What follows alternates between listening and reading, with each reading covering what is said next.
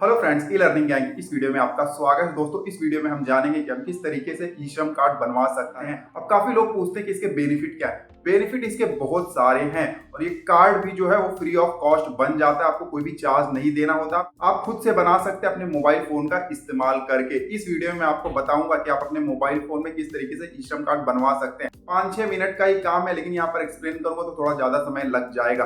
बहुत सारे बेनिफिट है। फ्यूचर में आपको बहुत सारे सोशल स्कीम मिल सकते हैं, एम्प्लॉयमेंट से रिलेटेड स्कीम मिल सकते हैं जो कि गवर्नमेंट के पास ऑलरेडी है, लेकिन अनऑर्गेनाइज सेक्टर था जिनका डेटा होता नहीं था गवर्नमेंट के पास, तो वो वर्कर रह जाते थे, उनको नहीं मिल पाता था बेनिफिट। तो अब जब उनका डेटा कलेक्ट किया जा रहा है तो उनको बेनिफिट भी अच्छा खासा मिलेगा। एक लाभ जो तुरंत मिलने वाला है वो है 2 लाख तक का आपको इंश्योरेंस मिल जाता है जैसे ही आप कार्ड बनवाते हैं। ठीक है, पहले साल के लिए तो कार्ड जरूर बनवा लीजिएगा, फ्री ऑफ कॉस्ट है। कैसे बनाना है उसका डेमो हम देखेंगे। अब जल्दी से चलते हैं अपने मोबाइल स्क्रीन पर। मोबाइल स्क्रीन पर हम आ गए। यहाँ पर ब्राउजर हमें ओपन करना है, क्रोमे या फायरफॉक्स जो भी आपके केस में होगा ओपन कर लीजिएगा। अब गूगल पर जाकर आपको सर्च कर लेना है ई श्रम रजिस्ट्रेशन, ताकि आपको ऑफिशियल वेबसाइट मिल जाए।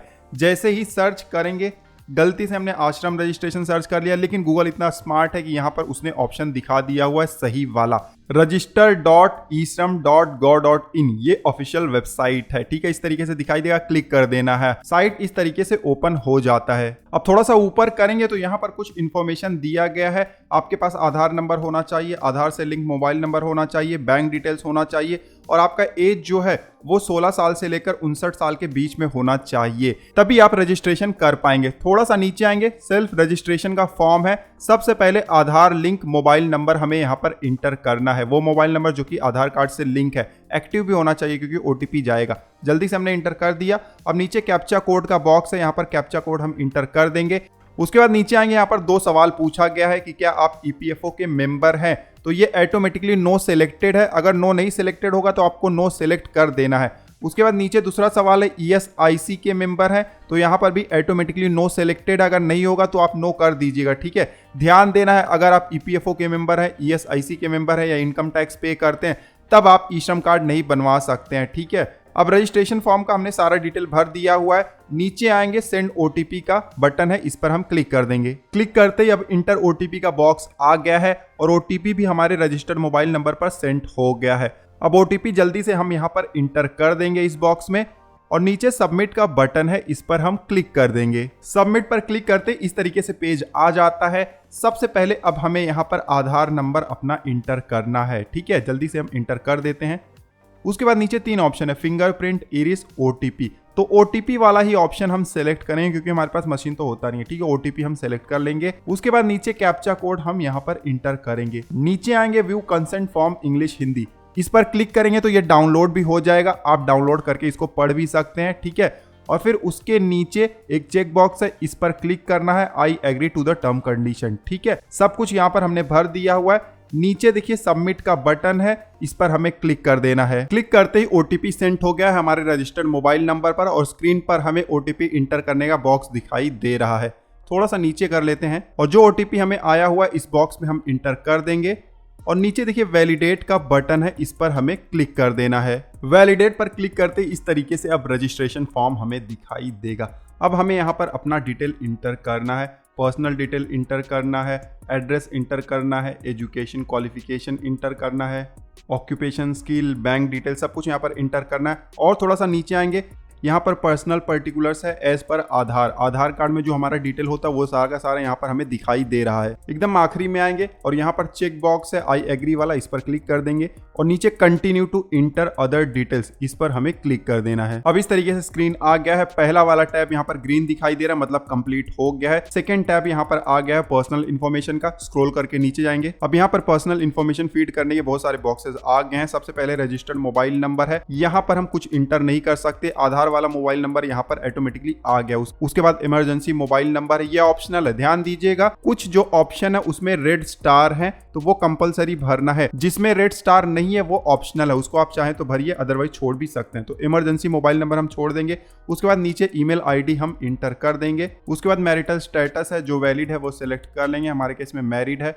जैसे ही सेलेक्ट करते हैं यहाँ पर फादर नेम हस्बैंड नेम का भी ऑप्शन दिखाई देता है। हमारे केस में हम हस्बैंड नेम इंटर कर देते हैं। ठीक है, उसके बाद नीचे सोशल कैटेगरी का ऑप्शन है, यहाँ पर जो वैलिड है वो ऑप्शन सेलेक्ट कर लेंगे। ध्यान देना है, अगर आप SC ST और ओबीसी सेलेक्ट करते हैं तो उसका सर्टिफिकेट अपलोड करने का भी ऑप्शन आपको दिखाई दे जाता है। हमारे केस में जनरल कैटेगरी है तो जनरल सेलेक्ट कर लेंगे। उसके बाद नीचे ब्लड ग्रुप का ऑप्शन आता है, ऑप्शनल है तो हम इसको छोड़ देंगे, लेकिन आप अगर चुनना चाहें तो चुन सकते हैं। नीचे आएंगे डिफरेंटली एबल्ड, इनकेस अगर कोई विकलांग पर्सन है, फिजिकली हैंडीकैप है तो यस सेलेक्ट कर सकते हैं। जब यस सेलेक्ट करेंगे तो नीचे ड्रॉप डाउन का लिस्ट आ जाता है, बहुत सारे ऑप्शन यहाँ पर दिए गए हैं, तो जो भी एप्लीकेबल है सिलेक्ट कर लीजिएगा।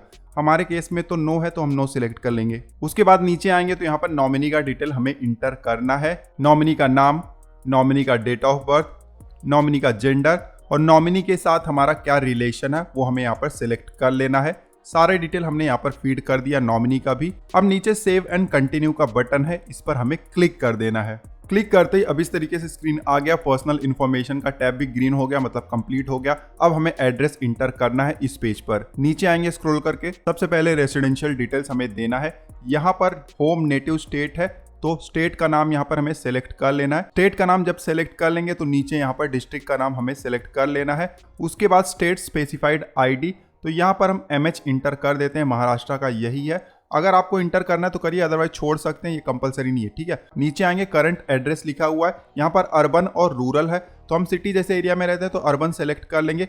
उसके बाद यहाँ पर house number, locality, state, district, pin code सब कुछ हम भर देंगे जल्दी से। उसके बाद नीचे आ जाएंगे, यहाँ पर अब हमसे पूछा जा रहा है जो ऊपर एड्रेस हमने दिया हुआ है वहाँ पर हम कितने साल से रह रहे हैं, हम यहाँ पर ऑप्शन सेलेक्ट कर लेंगे। उसके बाद नीचे एक ऑप्शन है जो परमानेंट एड्रेस है, क्या वही करंट एड्रेस है, तो हमने यहाँ पर सेलेक्ट किया हुआ है। अगर आपका करंट एड्रेस परमानेंट एड्रेस अलग अलग है तो इसको आपको सेलेक्ट नहीं करना है। जब सेलेक्ट नहीं करेंगे तो नीचे देखिए आपको फिर से एड्रेस इंटर करने का बॉक्स आ जाएगा, तो आप अपना परमानेंट एड्रेस इंटर कर दीजिएगा, ठीक है। हमारे केस में सेम है तो हम सेलेक्ट कर लेते हैं। अब यहाँ पर एड्रेस इंटर हो गया, नीचे सेव एंड कंटिन्यू का बटन है, उस पर हम क्लिक कर देंगे। अब यहाँ पर एड्रेस का भी टैब ग्रीन हो गया, मतलब कंप्लीट हो गया है। एजुकेशन एंड क्वालिफिकेशन का पेज आ गया है। स्क्रॉल करके नीचे आएंगे, यहाँ पर सबसे पहले हमें एजुकेशन क्वालिफिकेशन सेलेक्ट कर लेना है कि हमारी पढ़ाई कितनी हुई है, ठीक है।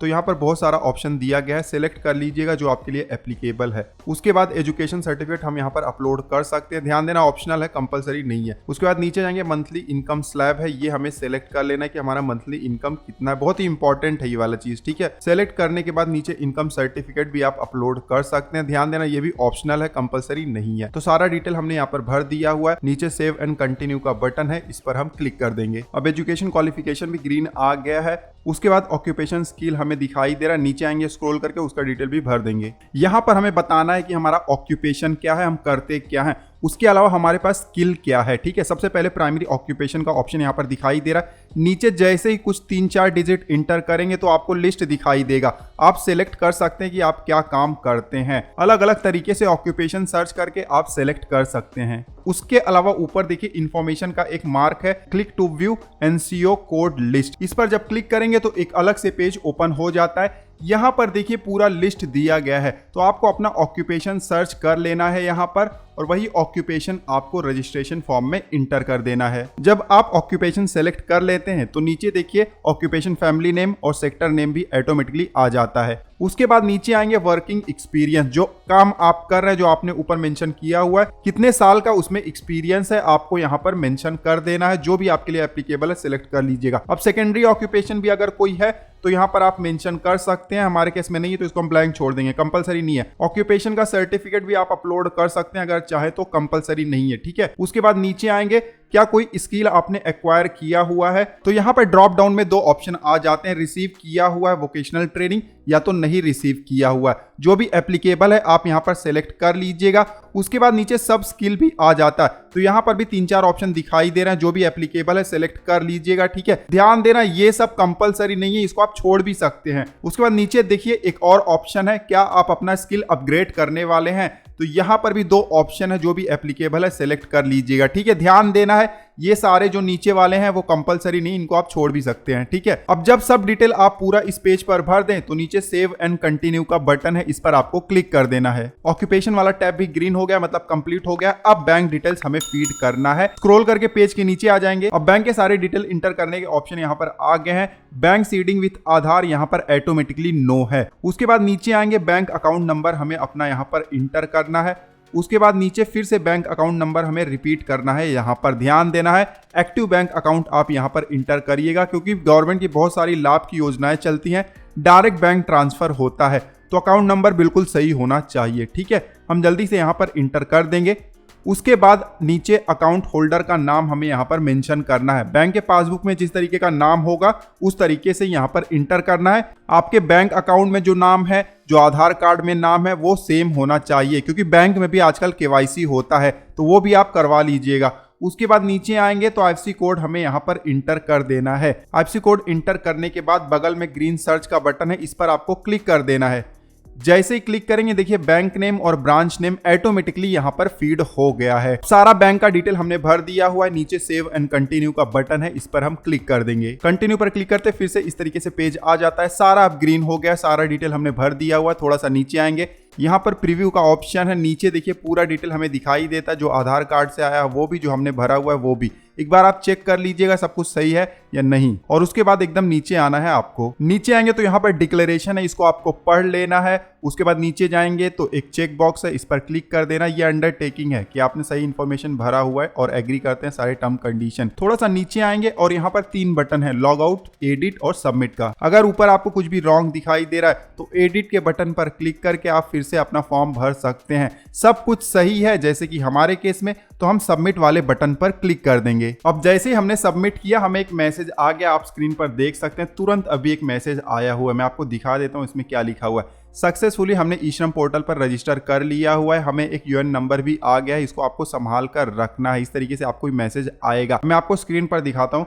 रजिस्ट्रेशन फॉर्म इस तरीके से पूरा भर गया है। नीचे चलते हैं स्क्रॉल करके, और नीचे आने पर इस तरीके से स्क्रीन दिखाई देता है। ऊपर एक मैसेज है ग्रीन कलर में, यहाँ पर आपको धन्यवाद कहा गया है, आपका यूएन नंबर वगैरह मेंशन किया गया है, इसको आप पढ़ सकते हैं। ठीक है, नीचे आएंगे, यहाँ पर यूएन कार्ड डाउनलोड करने का ऑप्शन है। यूएन कार्ड को ही ई श्रम कार्ड कहा जाता है। ठीक है, नीचे देखिए जो कार्ड आप डाउनलोड करेंगे उसका पूरा फॉर्मेट यहाँ पर दिया गया है, कैसे होगा। ठीक है, आप देख लीजिएगा यहाँ पर सब कुछ। ठीक है, अब ऊपर जाएंगे, डाउनलोड यूएन कार्ड पर क्लिक करके हम अपने कार्ड को डाउनलोड कर लेंगे। इस तरीके से डाउनलोड हो जाएगा। इसका प्रिंट आउट निकाल के लैमिनेट वगैरह करा के इसको रख सकते हैं अपने पास। ठीक है, तो दोस्तों इस वीडियो में हमने बहुत ही आसान तरीके से अपना यूएन कार्ड मतलब ई श्रम कार्ड बना लिया हुआ है। आई होप कि ये वीडियो आपके लिए यूजफुल रहा होगा। इस वीडियो में बस इतना ही, मिलते हैं आपसे अगले वीडियो में। तब तक आप हंसते रहें, मुस्कुराते रहें। धन्यवाद।